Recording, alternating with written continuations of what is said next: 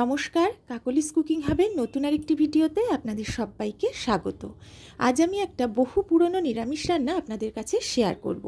সেটা হলো নারকেল দিয়ে মোচার ঘন্ট। যে কোনো নিরামিষ দিনে এটি সহজেই বানিয়ে নিতে পারেন আর খেতেও অসাধারণ। এটা আমার মা যেভাবে বানায় আমি সেভাবেই বানাই, আর সেটাই আমি আজ আপনাদের সাথে শেয়ার করব।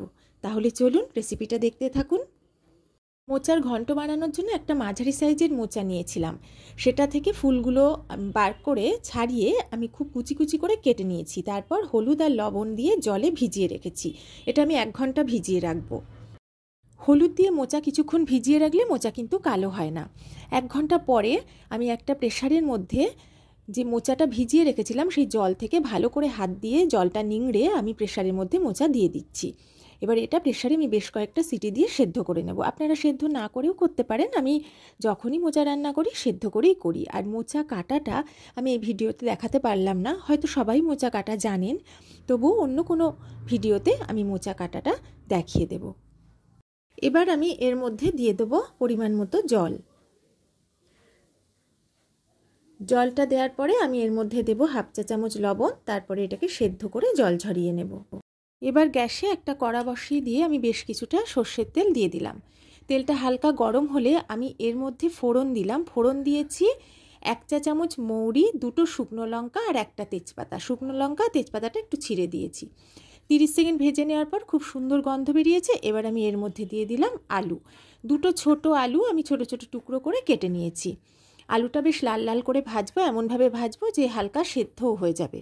একটু লবণ দিয়ে দিলাম, দিয়ে নেড়েচেড়ে নিয়ে প্রথমে হাই ফ্লেমে আমি ভাজছিলাম। এবার গ্যাসের ফ্লেমটা লো করে দিয়ে ঢাকা দিয়ে আলুটা ভেজে নেব।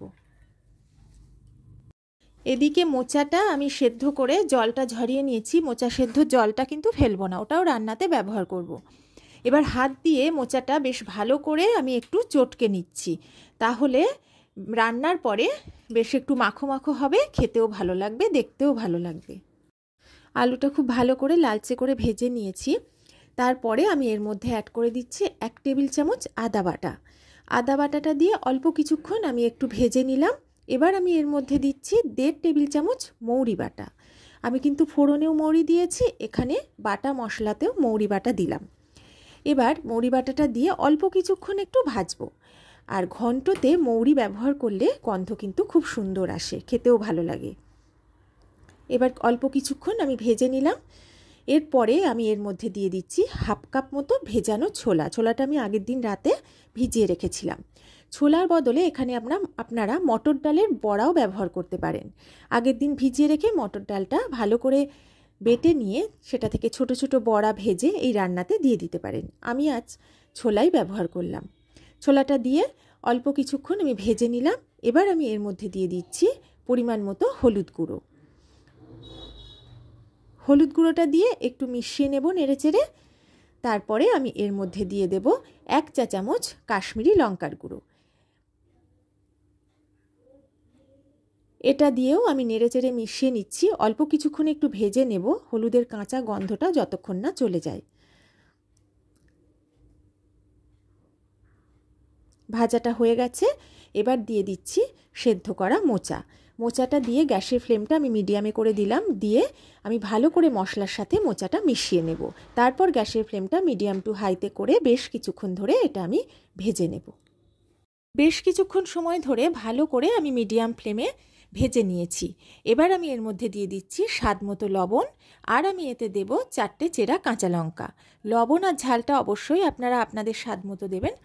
এবার ভালো করে মিশিয়ে নিয়ে আবারও বেশ কিছুক্ষণ আমি ভেজে নিচ্ছি।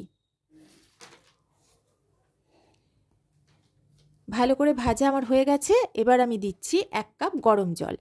আর মোচা সেদ্ধ করে যে জলটা পেয়েছিলাম সেটাও 1 কাপ মতো হয়েছে, সেটাও আমি দিয়ে দিলাম। এবার ভালো করে নেড়েচেড়ে মিশিয়ে প্রথমে হাই ফ্লেমে ফুটিয়ে তারপর গ্যাসের ফ্লেমটা লো করে দিয়ে ঢাকা দিয়ে আলুটা সেদ্ধ না হওয়া পর্যন্ত আমি রান্না করে নেব।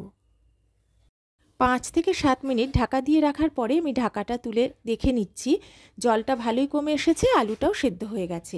এবার আমি এর মধ্যে দিয়ে দিচ্ছি স্বাদ মতো চিনি। আপনারা আপনাদের স্বাদ মতো চিনিটা অ্যাড করবেন, তবে ঘন্ট একটু মিষ্টি মিষ্টি হলেই খেতে ভালো লাগে। এবার চিনিটা ভালো করে মিশিয়ে 1 মিনিট মতো আমি একটু লো ফ্লেমে রান্না করে নিচ্ছি। 1 মিনিট পরে আমি এর মধ্যে দিয়ে দিলাম 1/2 কাপ নারকেল কোড়া। নারকেল কোড়াটা দিয়ে ভালো করে মিশিয়ে নিচ্ছি। ঘন্ট রান্নাতে শেষে নারকেল কোড়া না দিলে রান্নাটা যেন একদম অসম্পূর্ণই থেকে যায়। এবার ভালো করে মিশিয়ে নিয়ে আমি কিছুক্ষণ একটু ঢাকা দিয়ে রেখে দেব। কিছুক্ষণ ঢাকা দিয়ে রাখার পর ঢাকা তুলে নিয়েছি, নেড়ে চেড়ে নিলাম, ভালোই শুকিয়ে এসেছে। এবার আমি এর মধ্যে দিয়ে দিচ্ছি 1 চা চামচের একটু কম গরম মশলার গুঁড়ো আর 1 চা চামচ ঘি। ঘিটা যে যেমন খাবেন তেমনই দেবেন। এবার ভালো করে এটা মিশিয়ে নিচ্ছি। এটা ভালো করে মিশিয়ে নেওয়ার পরে আমি গ্যাসের ফ্লেমটা অফ করে দিলাম, দিয়ে ঢাকা দিয়ে 5 থেকে 7 মিনিট আমি এটা স্ট্যান্ডিং টাইমে রেখে দেব, তারপরে পরিবেশন করে দেব। নারকেল দিয়ে মোচার ঘন্ট আমি এবার সার্ভ করে দিচ্ছি। এটা একদম একটা সাবেকি রান্না। অবশ্যই আমার মতো করে একবার বাড়িতে বানিয়ে দেখবেন, আশা করি আপনাদের খেতে ভালোই লাগবে। আর যদি আমার রেসিপিটা আপনাদের ভালো লাগে তাহলে অবশ্যই একটা লাইক, কমেন্ট, শেয়ার করতে কিন্তু ভুলবেন না। তাহলে আজকের মতো আমি বিদায় নিচ্ছি। সবাই ভালো থাকবেন, সুস্থ থাকবেন।